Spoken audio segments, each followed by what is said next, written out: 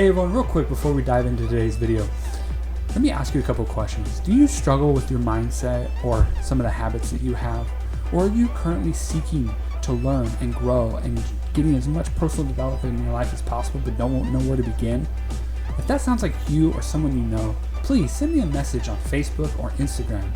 Or you can email me at chris.mccarthy@genesistorevelations.com. And I'd be more than happy to have a conversation with you to see where I can help you. With that, let's jump into today's video.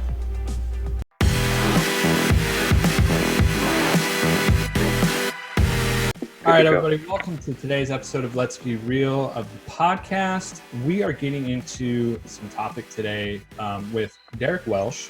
He's a fitness coach of 7 years. He works in healthcare as a cardiovascular technician, and he has learned a lot of things about the differences between Eastern and Western medicine and how to kind of relate those to our everyday life with health and fitness. So, Derek, thank you for joining me today. Appreciate the time, and let's just get into a little bit about yourself. Go ahead and give the listeners a little bit more about you. Awesome, my pleasure, Chris. Thanks for having me. I really grateful for this opportunity. So, just about me, like you said, 7 years fitness coach. Kind of been doing it just on the side for trying to figure out what the end goal is, the career goal, and really have enjoyed the process. I started at my school, Cal Lutheran University, Bachelor's of Science. Finished that, trying to figure out, well, what I want to do, physical therapy, doctor, just kind of delved into a lot of different avenues, really just kind of researched a lot, just determined whether or not I would actually like being in it. So I worked in a lot of different fields, just still even to this day now I know, but it took me 7 years really just to kind of get to that position where I'm like, okay, now I know what I want. But that's part of my persona is I don't want to settle for anything. So I really had an opportunity to learn a lot, met a lot of great people, and just continue to ask the right questions like, hey, what did you like about your career? What did you not like? And, after working in healthcare, like you said, I've been working at a hospital, two different hospitals for about the last 5-6 years, and really just then saw the potential and the need that there is to bridge the two. So fitness and health, nutrition in with, the medical field and the lacking of the education in the health realm. A lot of people are either misguided or they just don't understand there are other alternatives or things that they could do to change their perspective and their lifestyle to get them out of a consistently recycled system in a hospital, just recycling people. It's okay, here's a drug, okay, now you have another issue, okay, let's fix that. The hospitals make money based off people being sick, where it should be hospitals make money on people being healthy, and right now we don't see that. So that's kind of been my passion in health, and just kind of family personal, seeing family health issues with some of these relatable things where they're not choosing the right lifestyle has been my drive and my passion for a while. And I'm just seeing all realms of health. There's not one way of healing, there's not one aspect, you can't just say this textbook says this is the way to do it. There's other things in that. No one person's the same. Everyone's different. And a lot of times we cookie cutter people, where they're just like, oh, we're all the same. No, every single person's different, and every person heals differently. So that's kind of me in a nutshell and where I'm at and what I'm doing. Awesome. Yeah, I agree with that. We're all different. We all strive to live different lives, whether it be because we find different passions or we just, if we were all the same, we'd be boring. It would be a very boring, beige, boxy world. There's been lots of commercials to promote products showing that, but the whole point is we're unique. We have our own individual traits, and we all have our own things for a reason.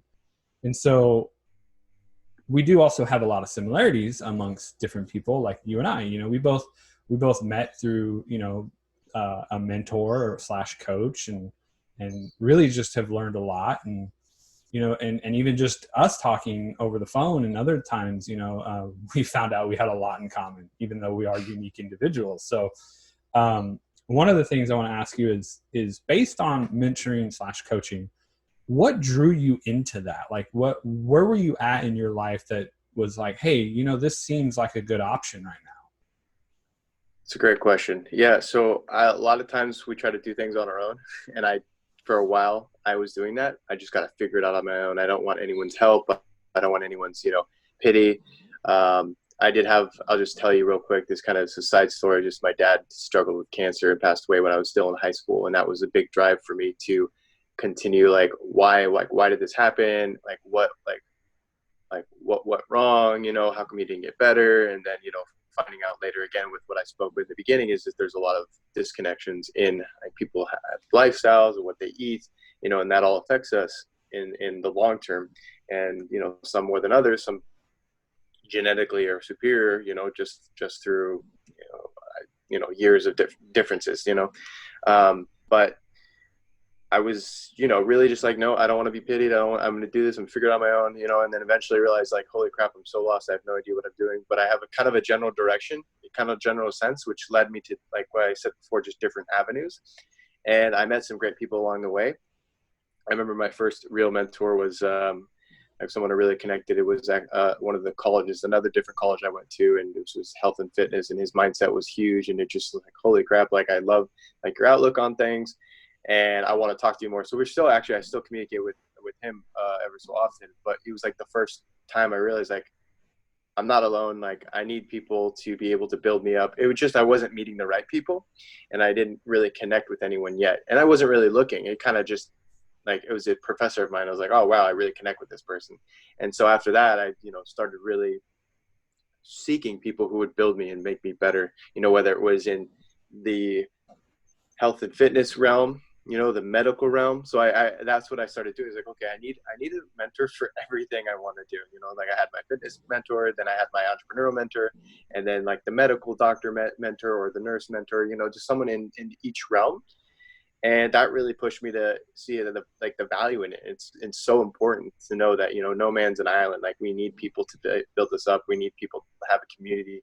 And then just going through what you spoke of, the coaching program that we met through, is just like, wow, there's a huge community of people who have a similar mindset, and that's so important for us to be involved in. And then being around, they always say the 5 people you hang around with the best define you. And I was like, who am I hanging around with? Are these people building me up? Are they putting logs on my fire? Or are they pissing on my fire? That sort of mentality. And I wasn't really paying attention to that at all. And so now that I realize like how important like it is that I want to do and like what you want to do and helping people, like it's a big deal, and we should take it seriously because it's our passions. So that led me to see the value in a coach and a mentor, and just being in community with people who think that have like a mindset that's to help other people, like be the change you want to see in the world kind of mentality. And I value that now more than ever. I think that's awesome. And speaking that you have 7 years in the field of fitness and coaching people, and to hear that you have your own coach too. I mean, I think that's a very common misconception between people, is they think, well, if I get a coach, who am I to help others? And if I'm getting coached, how can I coach others? And it's like, even I have a coach and I'm coaching people. And it's like, it's kind of like a trickle down effect, that one person that's helping 1,000 people, those 1,000 people can then in return each help another 1,000. So you only have to really impact a couple people to impact the world. And so a lot of people think, oh, well, under the aspects of like being a coach, if they're like, well, I want to be a coach one day, but I feel like I'm lost and I'm not really into this personal development space as much as I want to be. All teachers are still learning. It's a valuable thing to understand that no matter what, you can learn. Just because you may become Tony Robbins one day doesn't mean you can't learn anything. I mean, I'm sure the guy still learns every day from other people. Just because he's super successful and he's coached millions of people doesn't mean he can't learn anymore. And so I find that very interesting that you talked about, hey, I find all these mentors, my entrepreneurial coach, my fitness coach, people in the medical field. It's exactly true. Surround yourself with like-minded individuals who are going to bring you up rather than tear you down. So do you have any like rituals or anything that you've learned over the years through the personal development? I know we've learned some through the coaching thing we went through, But is there anything you've learned either through medical or fitness or whoever else you've learned as far as a mentor goes? Yeah. I mean, I think my biggest one was honestly through that one we went through, just kind of the consistency of a routine every morning and getting outside your comfort zone. I think that was something I really needed, and it was lacking in some other ways. Like there's why you have so many different measures, because everyone brings a different thing to the table, and this last one was like kind of like the cherry on top. It's like, okay, routine here, make yourself uncomfortable, take a cold shower every morning and visualize every morning and just really focus and hone in on what your life vision is and all these different things. I was like, that's been the biggest help for me so far, and just kind of pushing me forward. But as far as like fitness goes, it was more directed geared towards like, hey, like what are your goals, physical goals, nutrition goals. And that was huge too, because that's important. And then the other entrepreneur was like, hey, like, are you working on yourself, your business? The medical is really just like, hey, are you learning the new research? Are you seeing what's out there in the literature? And so all those things were really good for my development and education, but none of them were really towards the mindset. And so I was like, oh wow, like I've had all this general knowledge or specific knowledge in this realm, and I never really had the mindset to really apply it. Now with that mindset, which is I think the top, that's the base. You need that first. That is the like the game changer, and everything else will follow through from that. So I think that was like what I was missing. I had all the puzzle pieces except that one, and then once you put that last one in, it's like, oh hey, there's the picture. It's beautiful. That's what it looks like. Yeah, and it's amazing. A lot of the things I've been doing over the years, my YouTube, my podcast, all these different things. I had one phone call with my coach, and in that 30 minutes, I had like 2 aha moments hit me of like, damn, why didn't I think of that? And that's another reason why I think coaches and mentors are so good, is because they give you an outside element, an outside perspective that you may not be looking at the time. Because a lot of the times we become tunnel vision. We become so focused on a particular area in our life and not realize that this over here is what's affecting this over here. And so having an outside perspective of a coach to be able to sit back and have a non-biased view of your life really helps you understand certain aspects that may or may not be affecting you. And so I want to ask you, what was or who was the person who pushed you into personal development? This is kind of a trick question. I mean, we can get really technical, but I'd say, I mean, if for anything, it's always yourself, right? It's just like, if you really, really want to do something, you got to start within first. There's others on the way. There's others that on the way that can shape that. But you can, like, what is that famous? Our coach says, you lead a horse to water, can never make it drink, kind of mentality. So what do you think was the reason you pushed yourself to it? I think just realizing, working on a few things on myself. We all have stuff from our childhood and our past traumas that we really need to work on, and just really just saying, like, I have so much to offer, and I'm not reaching that potential. Like, I have so much I could do, and I'm not doing it. Why not? Like, why am I not doing it? Like, what am I afraid of? Just really delving into the finer details of what my self-worth is, like why I'm not doing it, what are my past traumas that I haven't worked through. And just once you realize those things, and you're like, there's no reason I should be, this way. I should just, I need to just go for it. Just do something rather than, continuously being comfortable, your whole life. Because then you're going to realize, like, oh, my life's gone. What did I do? What was really impactful in my life? Who did I impact? What did I leave this world with? Basically, your pain and suffering became so great that you wanted to basically alleviate that and find that passion and that purpose to make it better, to basically shine a light into the world and go, I'm going to leave this for everybody else, and I don't want pain and suffering anymore. Is that basically what? 100%. Yeah. And I feel you, because I did the same thing, especially back, and it's really funny. Me and Marcus talked about this on the call that I had with him, but the pain and suffering of being overweight for me was so great that I finally just said enough is enough. Like, I'm sick and tired of being sick and tired. And so the day after Christmas, I stopped drinking soda. I stopped, eating everything unhealthy. I live by the 80-20 rule, so I eat some things here and there, but most of the time it's healthy. But it got to the point where the pain and suffering was so bad that I was like, enough is enough. Like, I'm fucking sick of this. Like, and I got up and I started making a difference. And the thing is I had never heard of the coach that we have until, like, we were coming back from Missouri, Kansas City, Missouri, and she had his podcast on, and I was like, who the hell is this guy? Like, I've never heard of him. Like, I listened to Gary Vee, I listened to Lewis Howes, like I listened to Simon Sinek, like all of these guys, and I'm like, I'd never heard of this guy before. And so I was already big into the PD space. I just never was that horse that was drinking. I was led to the water, but I wasn't drinking the Kool-Aid. So, and so I found his challenge, and instinctively I was like, I'm signing up for it. And she's like, well, I don't want you to feel like I pressured you into this. I was like, no, you didn't. Like, I had this instinctive feeling in me to do this because there was a reason why this needs to happen. And it was because I was already searching for it. And finally my brain goes, dude, there's only so many times we can give you this opportunity. You need to start acting on these things.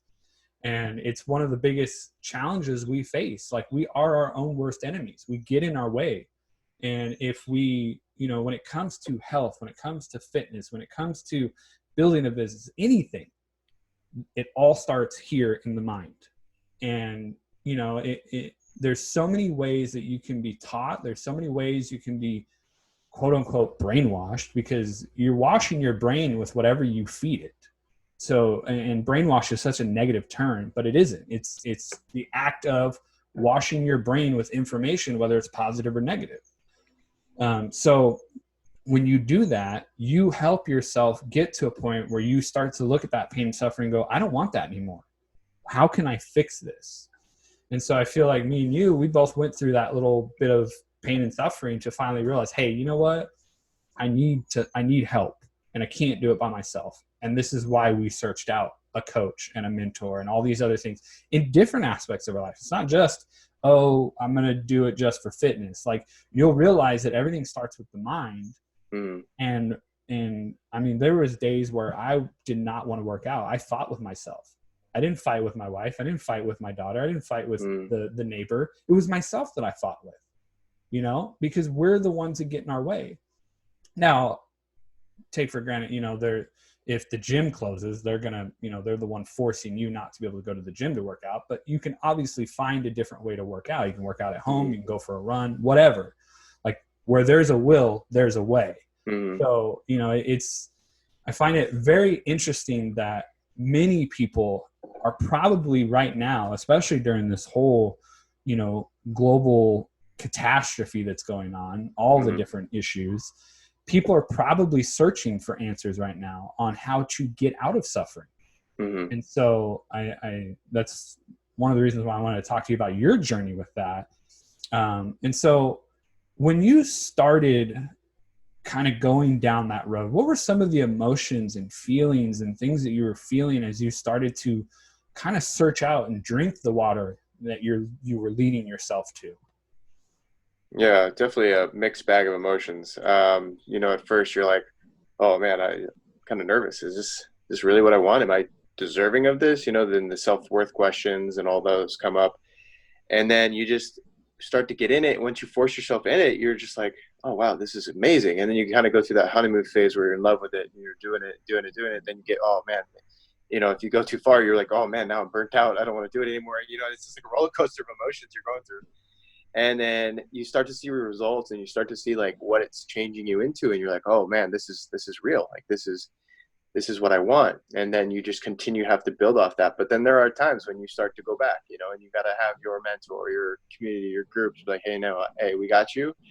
Like, you can do this, keep moving forward, and at the end of the day, it's just, you realize your true potential. You realize your dreams, your goals, and you could just use that and help other people who are going through, because everyone goes through it at some point in their life. It's just like, well, let me help you along. It's just a matter of time. We're different. We experience those things at different parts of our lives, and so those emotions just, that's what drives us to do things. Our emotions, how we feel, like what we want, like what our needs and our wants are, when we are passionate to help other people, we feel those emotions of joy, because like, wow, like I'm giving you value, but it's also giving me value. And I didn't even know that it would. Sometimes we don't even realize it until it's like, oh, wow, they're really grateful. And you're just like, wow, that was amazing. And that in itself is what keeps us going forward. Yeah. And so I've noticed you've posted stuff on your Instagram stories and on your Instagram, motivational content and ways to kind of help people. I want to ask, have you gotten any negative feedback yet? Not yet. I say yet because I know it's gonna. There's gonna be those people who are going to do it. I've had people just question, like, ask like, oh, well, what about this? Not really negative, but more of an eliciting. They want to see my response, and I can't remember. There was one a while ago before I really started getting into it, and I can't remember what it was. It was just like, what if people don't want to change, or what if people don't want this? And it's like, well, then don't. I think I said something along the lines, is like, well, then don't watch it. My message isn't for everybody, Mm-hmm. It's just for the people who want to connect with it, or who do connect with it, and we have to realize, like, we're not gonna save everybody. We're not gonna help everybody, and we're gonna help the people that want to be helped by us. And that's that. And everyone connects differently with different people. Like, people connect with you in a different way they connect with me. And that's totally fine. If someone doesn't like what I'm saying, you got to sit there and realize, like, is it my fault? No, it's not anyone. It's technically, I don't want to say it's their fault, but it's just, they just don't see it the way we do. And there's nothing wrong with that. Like, we can just appreciate them, and they can, not appreciate us, but that's okay. We can continue to appreciate ourselves, at least. Yeah. I mean, I know I've gotten tons of negative feedback. I've gotten positive feedback too. I know very early on, when I first started doing this, when I was going through personal development, when I was going through growing and all these changes, I noticed a lot of people around me didn't like it. You'll notice that when you yourself go through this journey, you'll notice that people don't like when you change, because they get used to a certain way that you are. And they don't like that you're, quote unquote, moving forward, because misery loves company. And I hate to say that, but a lot of the times that people that are trying to hold you back, they're miserable and they want you to be with them. And so if you start growing and changing, you're going to notice negativity. You're going to notice people giving you negative feedback. And so, like, I remember the first time I posted a video about something on YouTube, I got a negative comment about it. And I was just like, and I had like 3 or 4 good comments, but for some reason that one negative comment really fucking destroyed me. Like, for a day, like I was like thinking about it. And this is because I was early on and I was still kind of learning how to deal with things like this. And I'm telling you guys this example to help you understand that this happens to everyone. And even Tony Robbins and Gary Vee and all these other, they get negative comments all the time. The point is don't focus on that one negative comment if you have 99 positive comments. Just because one person doesn't like you is not the end of the world. There's going to be people that don't like you. You can't please everyone. Like, it's not possible. Even politicians try, and look at them. Everyone hates them. I'm just kidding. Yeah. But the point is like, you can't please everyone. So when it comes to you're going down this path, you're going to hit resistance. You're going to hit negativity. You're going to hit, resistance from yourself even. And that's your ego talking. That's that ego self of you that wants to be comfortable and wants to sit on the couch and eat a whole pizza and watch Netflix. Because I know that person. He's still inside of me. He still comes out every once in a while. Hey, I'm right there with you. Yeah. And so realize that it's part of the process and it's going to be there, but you can have control over it by learning more and more and more about personal development. And this is where a coach also comes in and helps. When you start to feel those things, talk to your coach about it, and they'll help you with, understanding that it's okay to feel this way. It's okay to have these emotions. It's okay to, talk about it and feel it, but realize what it is and how it's going to affect you if you let it control you rather than you control the narrative. And so I know one of the biggest coaching things out there is fitness, and you know this. I mean, it's a huge industry. There's people that coach. I mean, I follow tons of fitness coaches. I mean, two of my favorite fitness people are Sean T and Joel Freeman. I love those guys. I mean, they're both of their programs are what I use to work out if I'm not running or doing whatever. But I feel like fitness is very closely related to the mental aspect. You have to be able to push yourself mentally to be able to push yourself physically. And going into that a little bit more with medicine and Eastern and Western medicine, I believe that the Eastern medicine, if I'm understanding it and knowing it correctly, is more herbalistic and more holistic and more into, using food and herbs and all of these different things to heal your body, rather than the Western medicine, which is a lot of pills and drugs and, artificial stuff. Is that correct? Am I understanding that correctly, Derek? Yeah, that's sums it up pretty well. So when it comes to Eastern medicine, I've really dived more into it, and a really good book to read if you haven't read it yet, or anybody, is Superhuman by Dave Asprey. It goes into a lot of weird, interesting techniques that don't involve Western medicine. Some of it's, like infrared therapy. They use infrared light. He uses a lot of herbs. He uses a lot of, he goes into, I think it's Ayurvedic or I'm terrible at pronouncing it. Ayurvedics, yeah. He goes into that. That's a very holistic herbal type way of living and eating. And so what are some of your experiences with taking the mental aspect and bridging it with Western and Eastern medicine type practices? Like the mental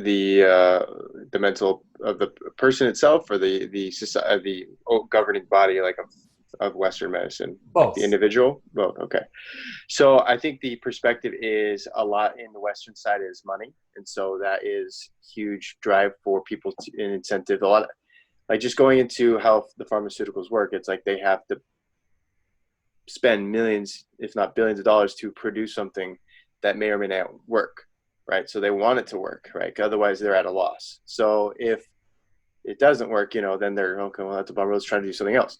But if it does work, then you have to go through a process of FDA. There's a minimum amount of risks that need to be set up, that it's like, oh, there's this level of side effects, but it meets the minimum, so it's okay. We can start doing human trial, that sort of thing. So the mentality of the industry is that that it's essentially, we want to make money, but is not a lot of them really care about the end result of helping someone. I don't think, like, I mean, I can't speak for them in the sense of all of them, but just a general sense of it.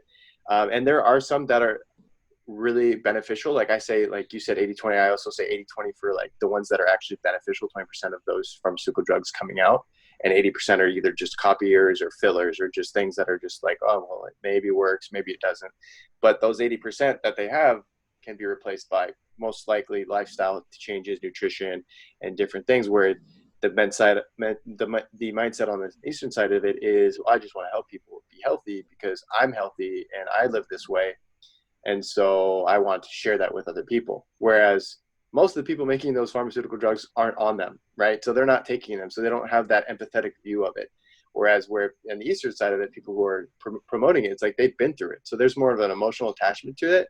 And they just want to share that enlightenment, that joy with other people. And so there's more of a positive energy on that side. Now, I'm not discrediting Western medicine at all in the sense of there's value to it.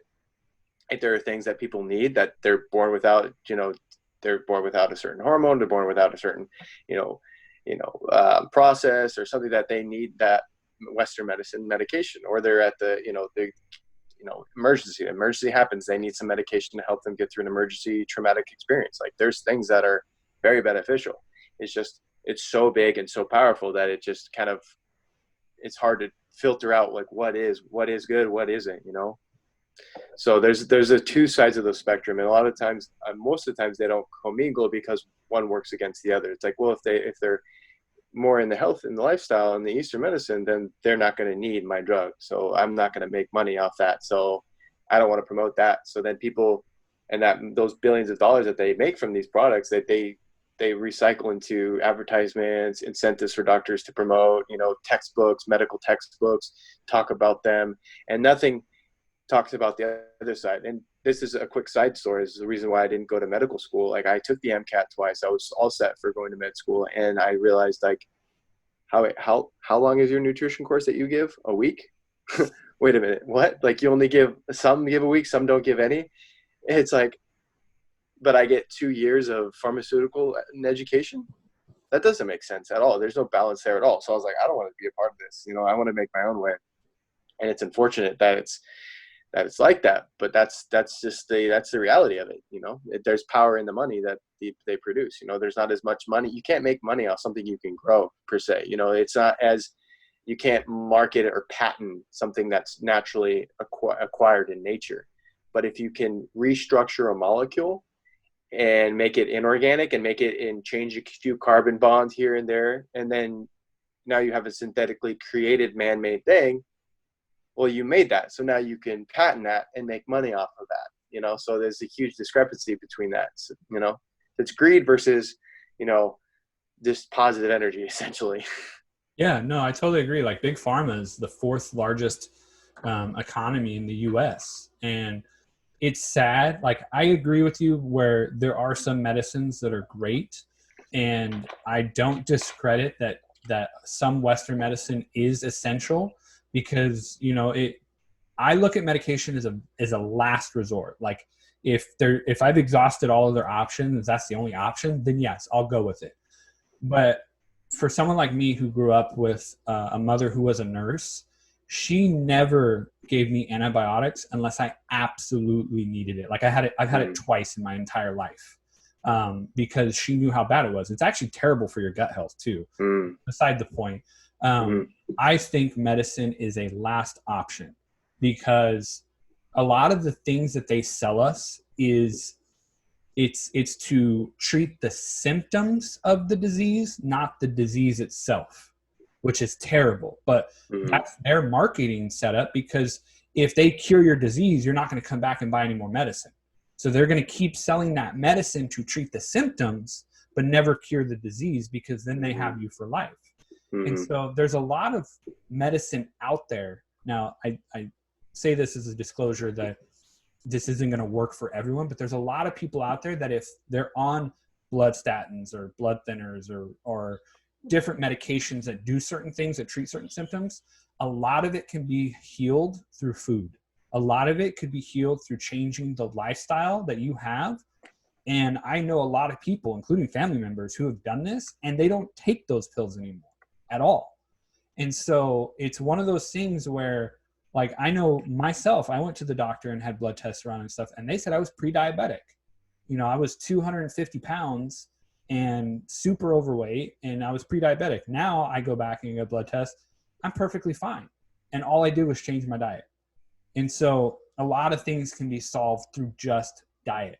But I think a lot of people have the mindset, they're brainwashed into believing that if they take this medicine, it's the easy way out. It's the way of just like, okay, well, I don't have to do any work.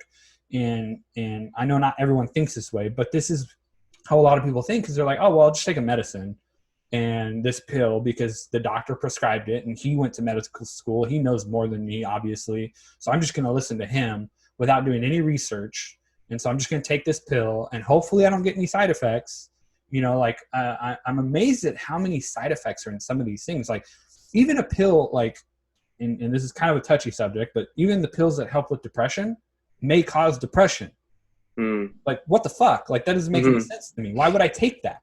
Like, if I'm trying to cure something, but it can still give it to me, why would I take it? So anyways, like, the point is like, there's a lot of Western medicine that is good, like you said, but it gets convoluted into all of the bad medicine that I deem bad medicine, because it doesn't do anything. It just treats symptoms.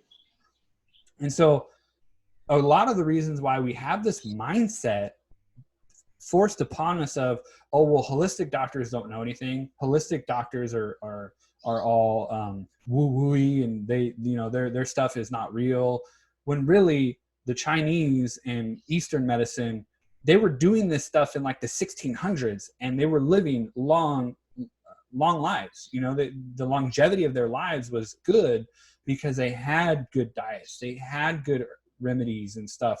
Like for me, whenever I get a headache, I try not to take any medicine unless it's like pounding on my skull and I'm about to get a migraine. Then I'll take a couple Advil, but I try to not do it.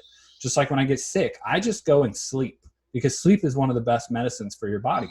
Your body, if you build up your immune system by not feeding it full of medication, will on its own fight off infections and colds and other things on its own. Like that's another thing that people don't realize, is the medication you're pumping into your body is hurting your immune system. You're actually crippling it by giving it that crutch. And that's why when you take antibiotics, the first time you take them, they hit hard. The next time you take them, they lose a little bit of potency. And each time you keep taking them, before you know it, you actually build a resistance to antibodies, and you can't have antibiotics anymore. And that's the reason why, and I don't understand why doctors push that stuff so much. But that's, like you said, they're incentivized to sell it, because all of these pharmaceutical companies are like, sell our drug, sell our drug. Pharmacy reps make hundreds of thousands of dollars a year selling to doctors. Like, what does that tell you right there? It's just the amount of money that's in it is like you said, the greed is what drives a lot of it. And so tying this all into personal development isn't just, oh, I'm going to read a book on how to be more disciplined. It's personal development. It's developing your health habits. It's developing your food habits, your way of thinking, everything to be more personally derived for yourself. And so, I mean, it's just, it boggles my mind that people just look at this stuff and take it for face value.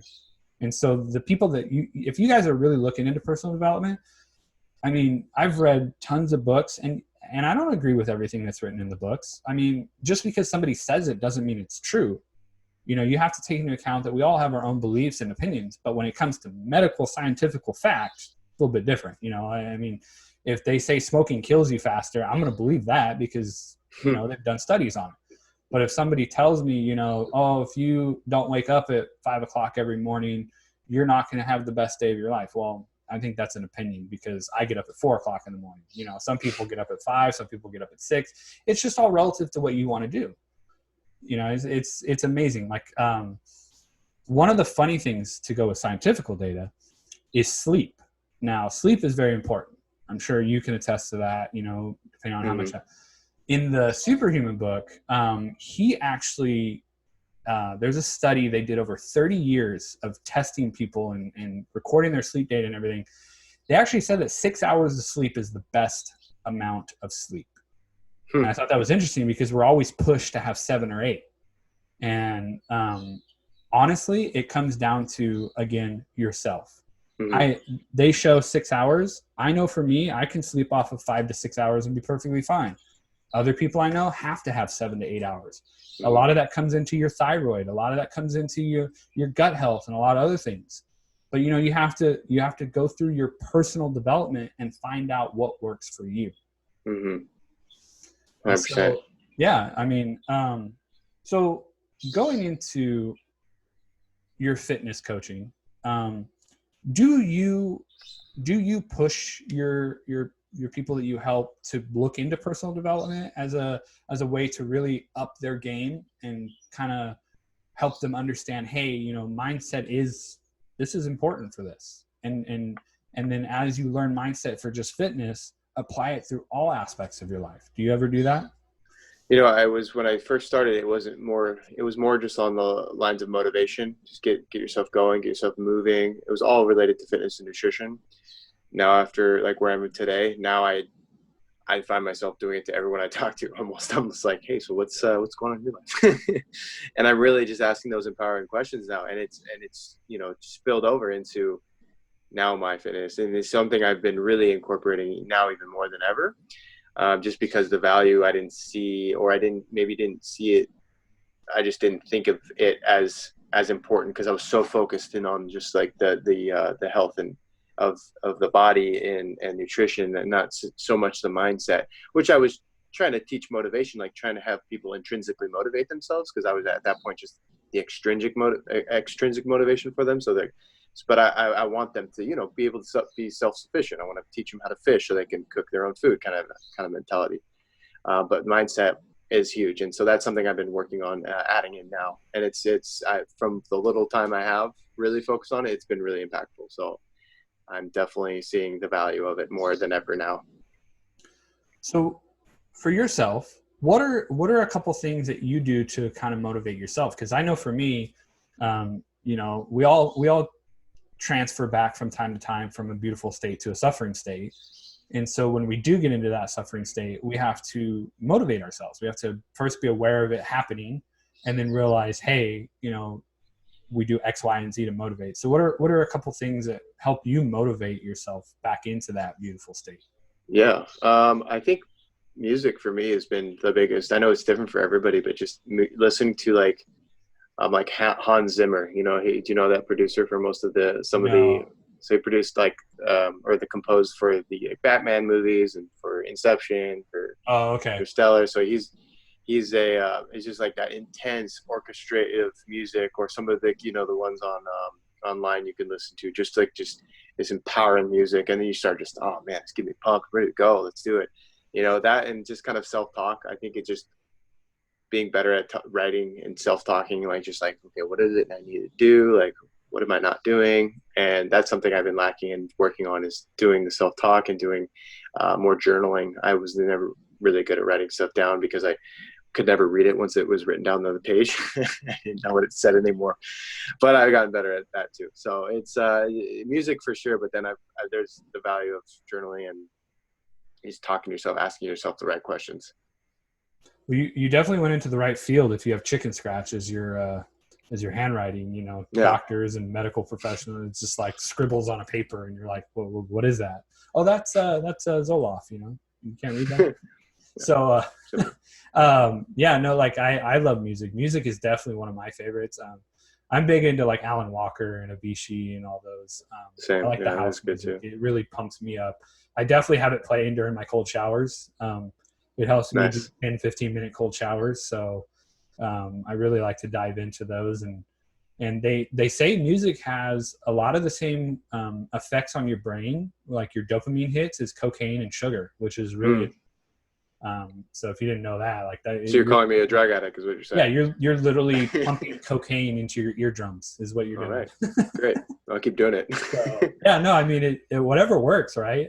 Yeah. I know for me, it's crazy enough, but working out helps motivate me, which is weird because sometimes you have to motivate yourself to work out. Mm-hmm. But once I've worked out, like I walk around all, oh yeah, I feel all, do you even lift, bro status, Yeah. But I mean, it's kind of dumb to think, but you start to feel good. Like your muscles feel like you really did something, and you're getting that blood pumping, and you get that cortisol going, and it's like, you feel like you can go tackle a bear, it's crazy, but it helps. And so I know a lot of times when I'm feeling down, I'll go work out, and it's actually scientifically proven that working out helps increase your endorphins and your dopamine and your blood flow and your serotonin and all that. And so it's actually really good for you. And they say the best time to do it is in the morning, because your cortisol levels are the highest because of your circadian rhythm. When you wake up in the morning, cortisol is what wakes you up. And so if you want to really get in a good workout and you don't want to take pre-workout, do it in the morning, because cortisol is basically like a pre-workout. And so that's what I try to do. And sleep, working out, eating right, it's all starts up here in the mind. You got to really focus yourself into doing it. And I know a lot of people are out there searching for it right now. And it's just, I hope that people realize that it's okay to ask for help. It's okay to feel the way you're feeling. It's okay to understand that personal development is hard. It's not something easy.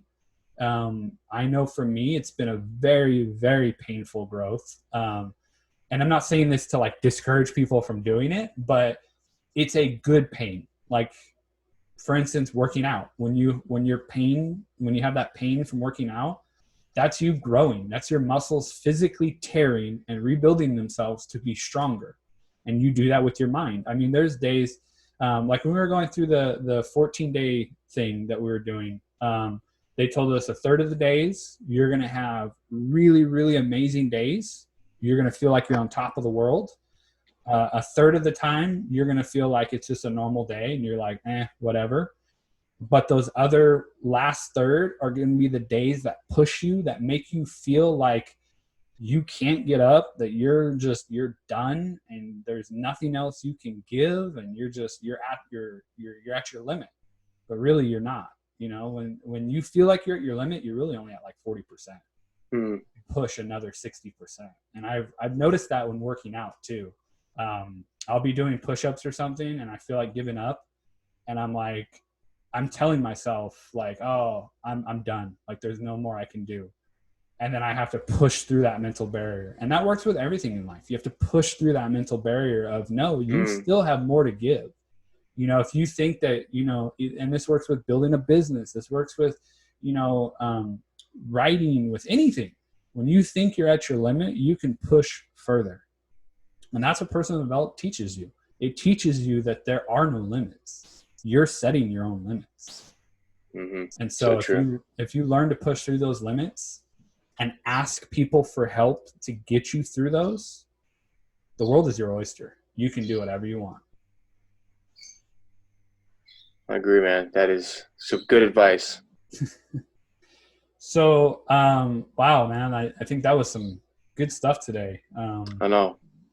You're drinking from water from a fire hose. Yeah, right.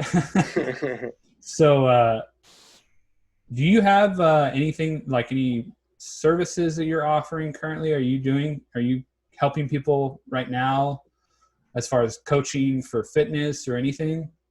Yeah, so I'm doing still my fitness that a lot of it was in person, but now I'm completely changing it to just motivation and online stuff. So working one-on-one via, you know, Zoom or Skype or just through the phone, and then just kind of my own programs I write based off, you know, goals and, you know, nutritional habits, lifestyle habits, you know, and just kind of incorporating a very specified program based off those, you know, those things.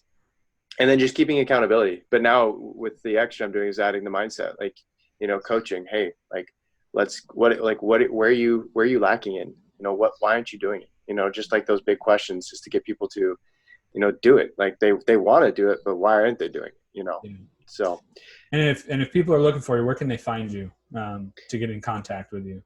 Well, my Instagram or my Instagram would probably be better. Welsh. My last name is Welsh, WELSH. My Health. So Welsh My Health, if you want to get. That's right now. I have a website, not currently. It's under construction. So Welsh My Health is where I'm going through right now. Okay, cool. So if you guys are looking for fitness coaching or mindset coaching, and you want to find Derek, that's where you can find him. Welsh My Health on Instagram. We will be putting a link down below to the Instagram, so you can click that. If you're listening on the podcast for audio, or if you're watching the YouTube video, that way you can see the link down below and click it and find him. Just send him a DM or whatever works for you. And then, or also, sorry to interrupt, but also email. I forgot. welshmyhealth@gmail.com would be another resource. Okay. Yeah, we'll put that down below as well. Again, thank you for your time, man. It was great chatting with you as always. Always. We always talk about some interesting things, and I love it. So I hope you guys enjoyed this episode of the podcast. If you did, I'm only going to ask you one question for our Q&A reflection time. Normally we have more, but for these, we just do one, which is, what was most useful for you? So go ahead and think about that. Would you find useful out of this podcast? And like always, I thank you guys for listening, because without you listeners, I would just be a guy talking into a mic. So hope you guys have a wonderful day, and see you next episode.